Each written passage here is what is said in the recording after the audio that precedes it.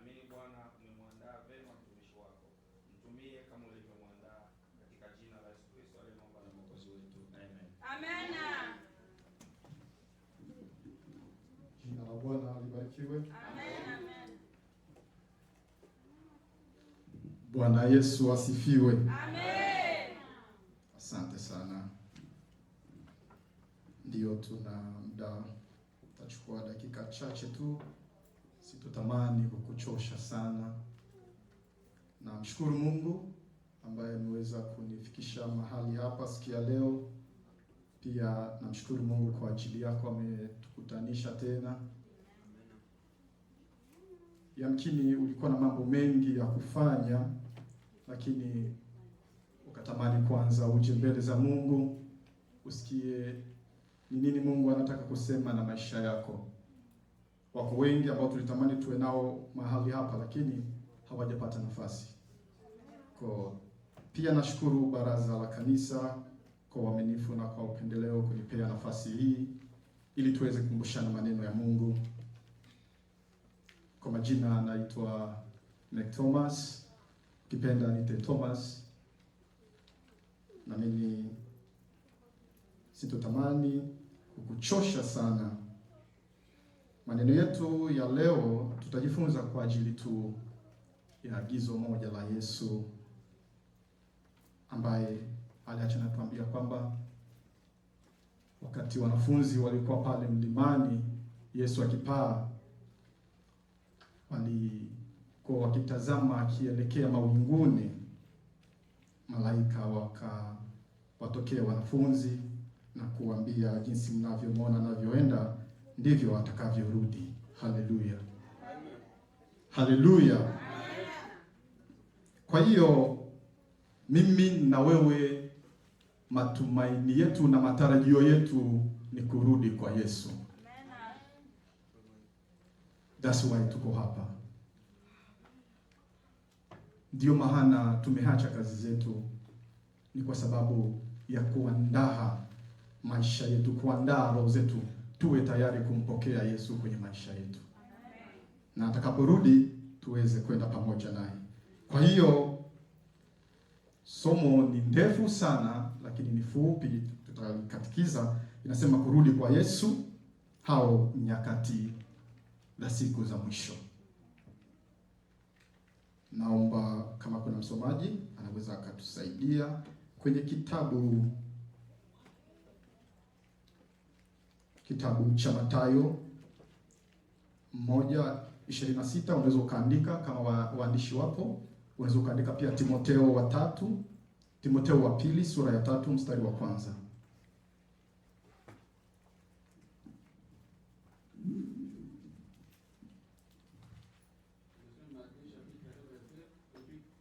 Anza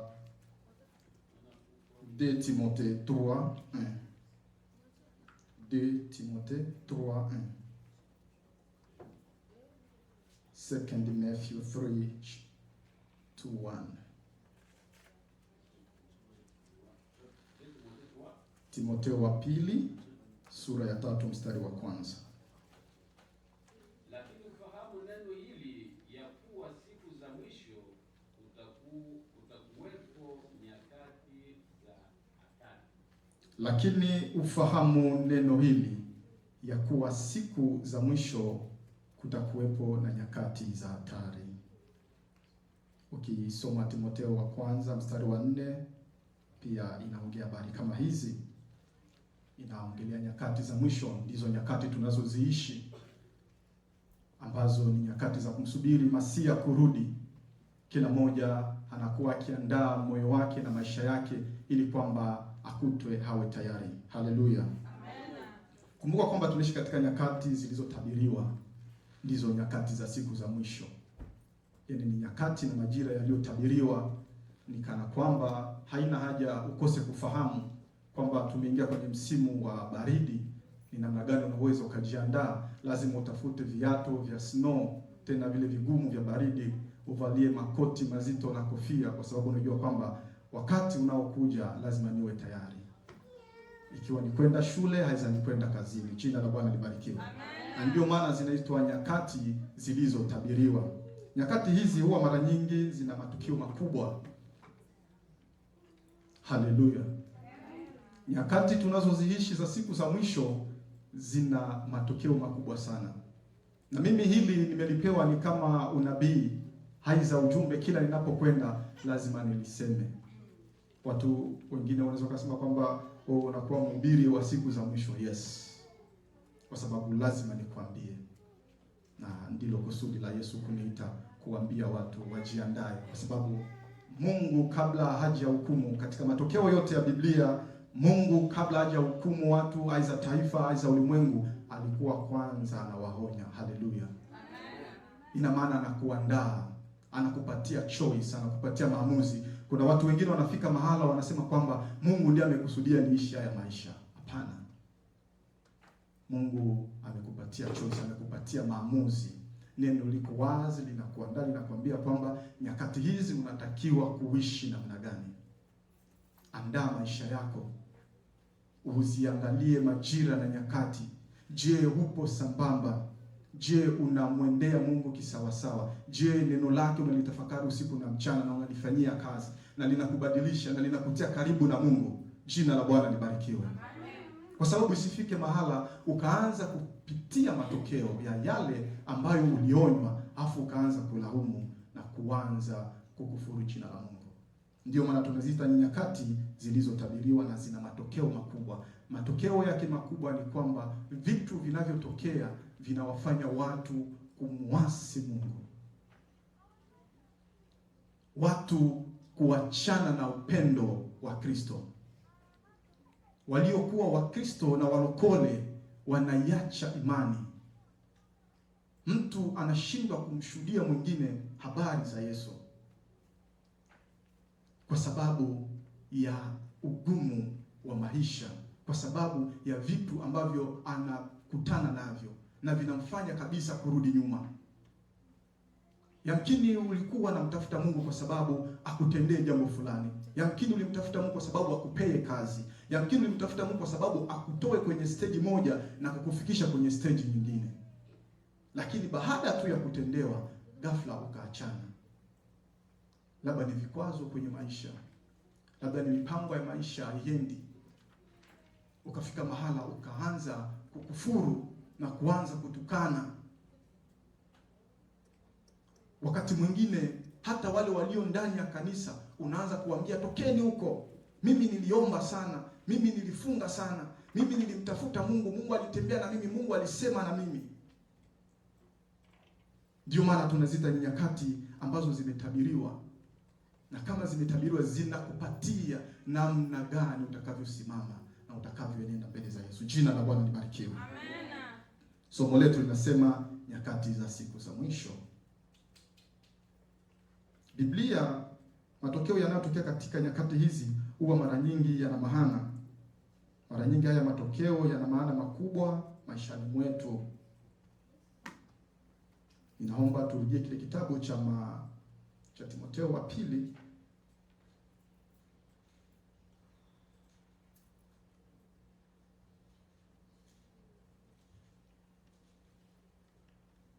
Timotheo wa pili sura ya 3 inasema kwamba lakini lifahamu neno hili ya kuwa siku za mwisho kutakuwepo na nyakati za hatari. Ya kwamba siku za mwisho, unaweza kujiuliza siku za mwisho zilianza wakati gani? Haleluya. Amen. Hapa hatuhubiri, tupo kanisani. Kanisani tunafundisha na tunakumbushana maneno ya Mungu. Unaweza kujiuliza nyakati za mwisho zilianza wakati gani? Ukisoma kwenye kitabu cha Matendo ya Mitume sura ya 2 na mstari wa 1 hadi kushuka, itasoma kwa ufupi ili uelewe ni nyakati za siku za mwisho zilianza wakati gani. Haleluya. Amen. Matendo ya Mitume, Actes des Apôtres 3, inasema basi Petro na Yohana, sura ya 2, hata ilipotimia siku ya Pentekoste walikuwepo wote mahali pamoja. Kukaja ghafla toka mbinguni uvumi kama uvumi wa upepo wenye nguvu ukienda kasi, ukaijaza nyumba yote waliokuwamo wameketi. 3, wakatokea ndimi zilizogawanyikana kama ndimi za moto uliowakalia kila mmoja wao, wote wakajazwa na Roho Mtakatifu, wakaanza kusema kwa lugha nyingine kama Roho alivyowajalia kutamka. 5, na walipokuwepo Yerusalemu na Wayahudi wakikaa, watu watahua na watu wa kila taifa chini ya mbingu. 6, basi sauti hii iliposikiwa, makutano walikutanika, wakashikwa na fedhea, kwa kuwa kila mmoja walisikia wakisema kwa lugha yake mwenyewe. 7, wakashangaa wote, wakastaajabu, wakaambiana, tazama, haya yote wamesema si wa Galilaya? Imekuwaje basi sisi kusikia kila mtu lugha yetu tuliyozaliwa nayo? Hapa wanaanza kuulizana hawa watu kwa nini wamelena kwa lugha, yaani kama palikuwepo mtu wa kabila tofauti alisikia lugha yake ikinenwa. Wafrati na Wamedi na Wahelami na wakao Mesopotamia, Uyahudi na Kapodia, Ponto na Asia, 10, Frigia na Pamfilia, Misri na pande za Libya karibu na Kirene, na wageni watokao Rumi, Wayahudi na waongofu. 11, Wakrete na Waarabu wakasikia wakisema kwa lugha zetu matendo makuu ya Mungu. 12, wakashangaa wote, wakaingiwa na shaka, wakaambiana, maana yake nini mambo haya?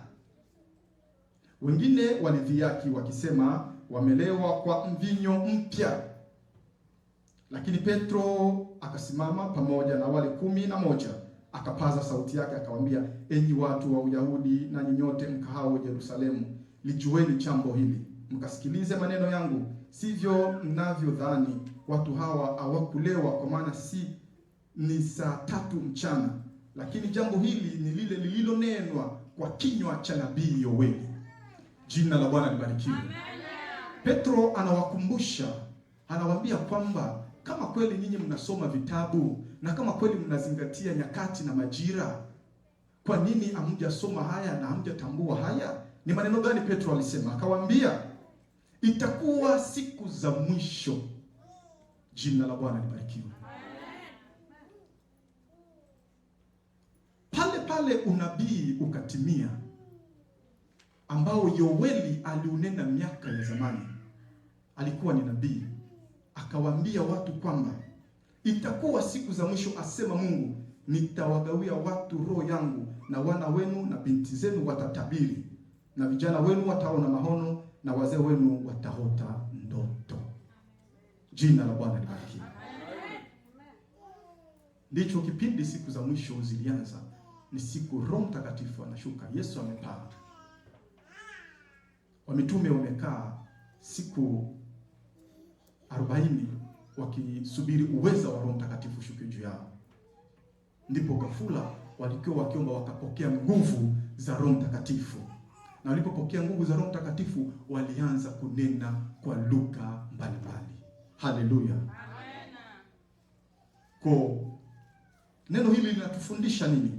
Neno hili linatuasa sisi Wakristo wa leo kusema kwamba majira hizi tunazoziishi, nyakati hizi tulizo nazo, ni nyakati ambazo zina matokeo makubwa na mazito, lakini inakuomba na inakupasa zingatia, haizashika sana hatua ya kukunja magoti kumuomba Mungu usiku na mchana, kwa sababu Mungu hawezi akafanya jambo bila kuambia watakatifu. Haleluya, amen. Wewe haujaumbwa kama pambo, haujaumbwa ili uhangaike. Mungu hajakuweka kuwa hai ili uteseke, ili ulaumu. Hapana, wewe ni Mkristo mlokole mtakatifu ambaye umeokoka. Mungu ana maisha ambayo anakutengenezea. Haleluya, amen. Hata kama kuna matatizo, hata kama kuna shida, hata kama kuna taabu, hata kama kuna ugumu, hata kama Trump amebana, uchumi umekuwa mgumu, maisha yanakuwa magumu, Mungu atasema na wewe, atakupatia kuslide. Haleluya, amen.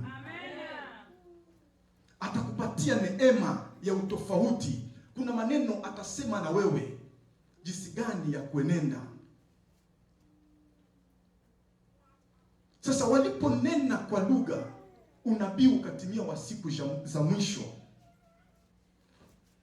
ambao Yoeli aliwaambia kwamba tazama, siku za mwisho Bwana mwenyewe atamimina roho wake juu ya vijana, mabinti watatabiri. Je, ukiangalia leo mabinti kanisani wanatabiri? Vijana wanaona maono? Je, wazee wanaota ndoto? Jina la Bwana libarikiwe. Ni kwa sababu gani? Nyakati hizi shetani ametengeneza mbinu, ametengeneza vivutio ambavyo vinakuvuta taratibu, kukuondoa katika uwepo wa Mungu na kukuweka kando, ili kwamba usijue ni mahala gani unatoka unaelekea, mahala gani unatoka uliko na unaelekea, ili aweze kukunasa. Na ndio maana leo ukiingia makanisani utakuta maandiko yanasema kwenye Ufunuo sura yake ya 2 na mstari wa 5, itukumbuka ni wapi ulikoangukia ukatubu. Timotheo amekuja kusema kwamba tazama, siku za mwisho zitakuwa ni siku za hatari. Ukijiuliza ni hatari gani? Ni ile hatari ya watu ule upendo wa Mungu haumo ndani mwao. Haleluya. Upendo wa kumtafuta Mungu, upendo wa kushirikiana na wengine, kupiga magoti tumlilie Mungu. Sote hapa tukitazamana ni kama tunafahamiana. Kuna mmoja kabisa ajui maisha jangwani tuliyoyaishi alivyokuwa. Watu tulimtafuta Mungu usiku na mchana. Mchungaji pale alipanda milima, anabeba mabafle kwenye kichwa kwenda kuimba kwenye kwaya. Jina la Bwana libarikiwe. Watu walifunga siku 5, wanaacha nyumba zao, wanaenda kumtafuta Mungu. Lakini Paulo anatuambia kwamba zitakuwa ni siku za hatari. Hatari, upendo wa Mungu utatoweka ndani ya watu. Kwenye Ufunuo sura ya 2 mstari wa 5, itikumbuka ni wapi ulikoangukia ukatubu, ukayafanye matendo mapya. Yaani urejeshe ule upendo ambao Mungu aliweka ndani yako. Leo hii shetani ametengeneza mitego na mbinu. Hizi simu tunazoziona, hizi media tunazoziona, Instagram, Facebook, TikTok, WhatsApp, Google, ChatGPT, Gemini, AI, ukiangalia mauzia yake hayakupeleki karibu na Mungu, bali yanakutenga mbali na Mungu. Vitu utakuta wana promote na wana publish huko ni vitu utaambiwa kwamba mwanaume kwa mwanaume kuoana, wanawake kwa wanawake kuoana. Wana promote ndoa za jinsia moja kwa sababu wanajua vile vitu vitakufanya kuwa mbali na Mungu na vitafanya hasira ya Mungu itapanda, atawahukumu na atawaangamiza. Leo hii makanisa ambayo hayasapoti ushoga hayapewi misaada. Jina la Bwana libarikiwe. Makanisa yote hapa Marekani, tupo Marekani, yote ambayo unayafahamu wewe ya wazungu, kwa sababu Marekani imejengwa kwa misingi ya unabii, imejengwa kwenye misingi ya Ukristo. Hapa palitoka uamsho mkubwa sana, na ndio maana ukienda kila state, kila siri utakuta makanisa yapo. Lakini ujiulize, kwa nini yale makanisa hayana watu? Ni kwa sababu shetani aliwapatia kitu kinachoitwa pesa. Akili ya mzungu na mantiki yake inawaza pesa. Kule kumpenda Mungu akuko. Anajua kwamba bila pesa huwezi kumtumikia Mungu, bila pesa huwezi ukalipa nyumba. That's true. We all need money. Lakini pesa isikutenge mbali na nani? Na Mungu. Timotheo kwenye sura ya Timotheo wa ngapi? Wa kwanza, sura yake ya kwanza, sura yake ya 4. Tumalize hapo. Sitamani kukuchosha sana. Tatumia tu dakika 20 hivi. Ndani ya dakika 6 mimi namaliza. Timotheo wa kwanza sura ya 4.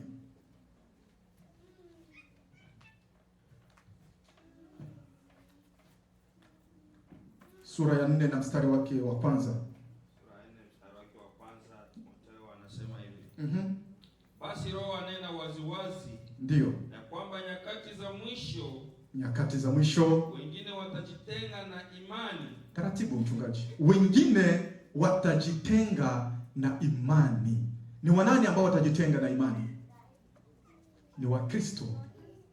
Jina la Bwana libarikiwe. Watajitenga na imani. Elimu ambayo utapewa siku za mwisho ni ya kwamba kwa pesa kwanza, Mungu baadaye. Endelea mchungaji. Wakisikiliza roho zinazodanganya na mafundisho ya mashetani. Asante sana mchungaji, na Mungu akubariki. Jina la Bwana libarikiwe. Amen. Kwamba siku za mwisho wengi watajitenga na imani.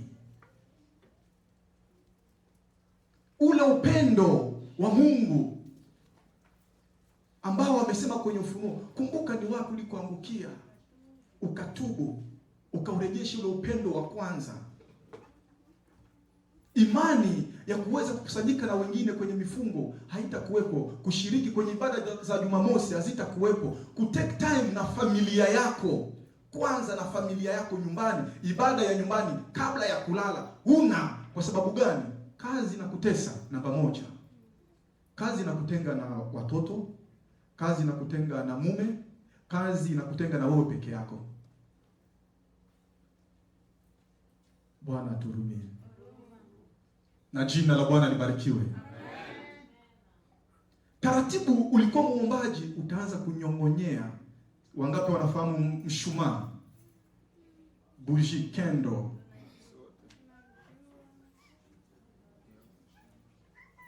Utaanza kunyongonyea kama vile mshumaa, kwa sababu umejitenga na imani. Utaanza kusikiliza roho zinazodanganya. Ni roho gani? ChatGPT, AI.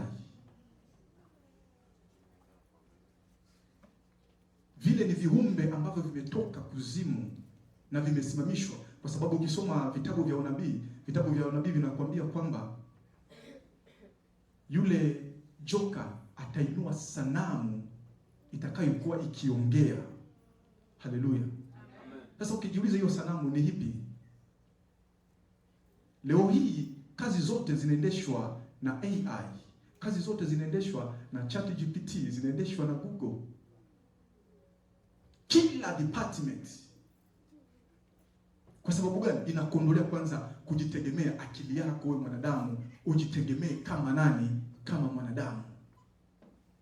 Inakuondoa kwenye uhalisia ya uumbaji, utegemee akili yako, unavitegemea vile vitu tu.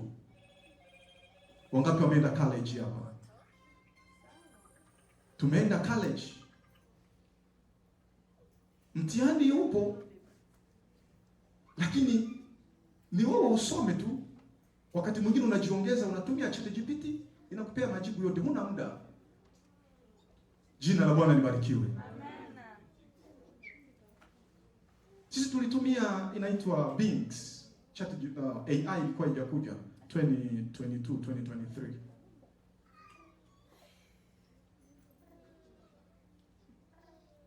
Kwa sababu hesabu, unaona hizi nisumbue kichwa, unaitia pale, unaiuliza na kupea majibu, unabandika, unainuka, unaenda.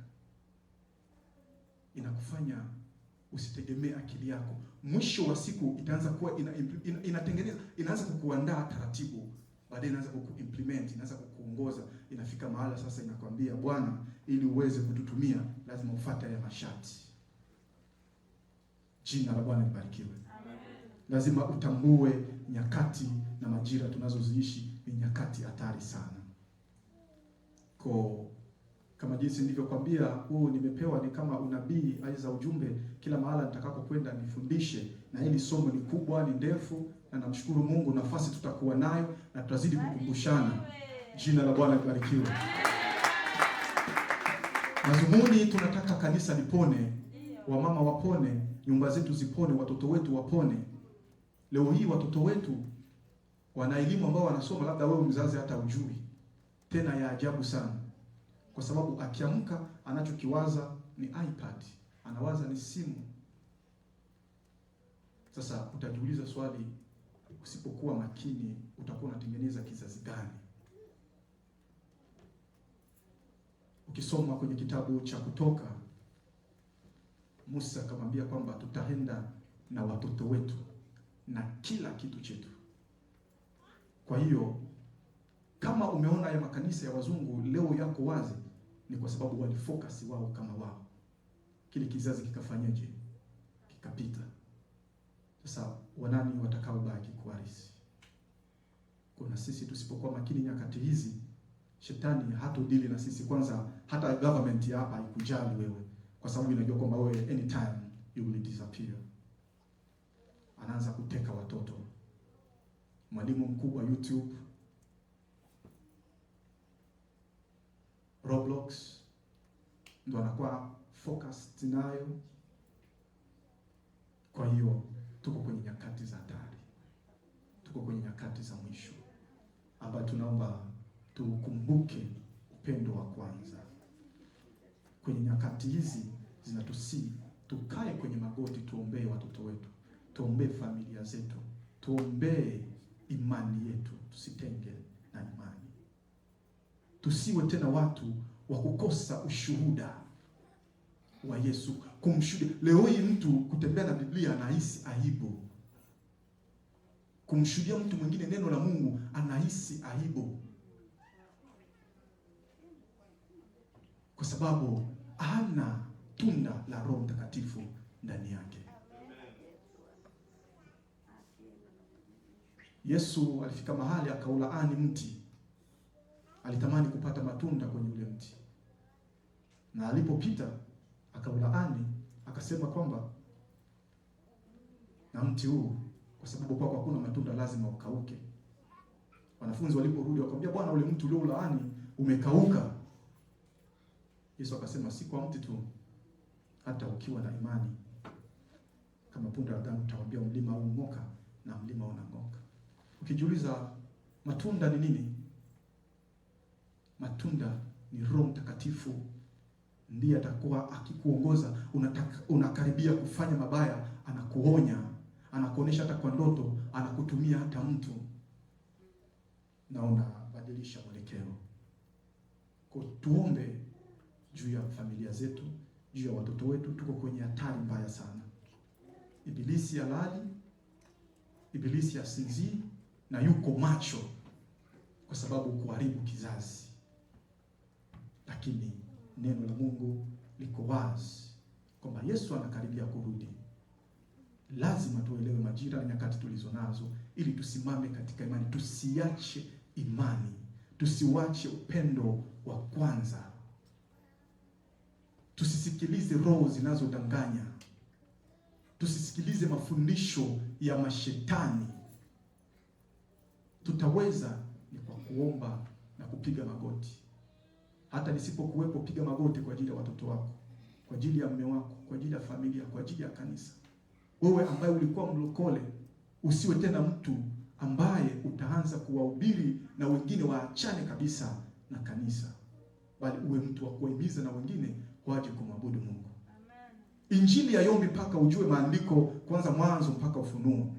Injili hata kutembea kwako ni injili, kuongea kwako ni injili, kuvalia kwako ni injili. Lakini leo hii tutashindwa kutofautisha ambao walikuwa kwenye pari na ambao wako kanisani kwa ajili ya mwonekano. Yaani tunatoa wale ambao yale matendo yanayofanyika kwenye pari yanaletwa mpaka kanisani.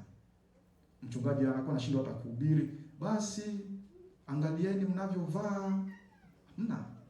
Mfate, msogelee, mwambie unavyovaa sio vizuri, achana navyo. Na kama unahisi sio nafasi yako, basi wewe ni wa shetani. Tunajua anatumia lugha ya uchungaji kwa ajili ya kufanya nini? Ya kulinda. Mchungaji kazi yake ni kutia dawa kwenye vidonda.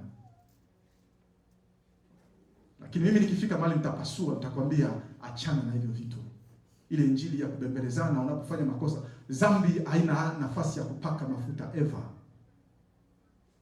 Dawa ya dhambi ni kuiambia acha, kisha njoo tumombe Mungu. Kwa neno fupi hili, naomba Mungu anayemtumikia aweze kukubariki. Amen.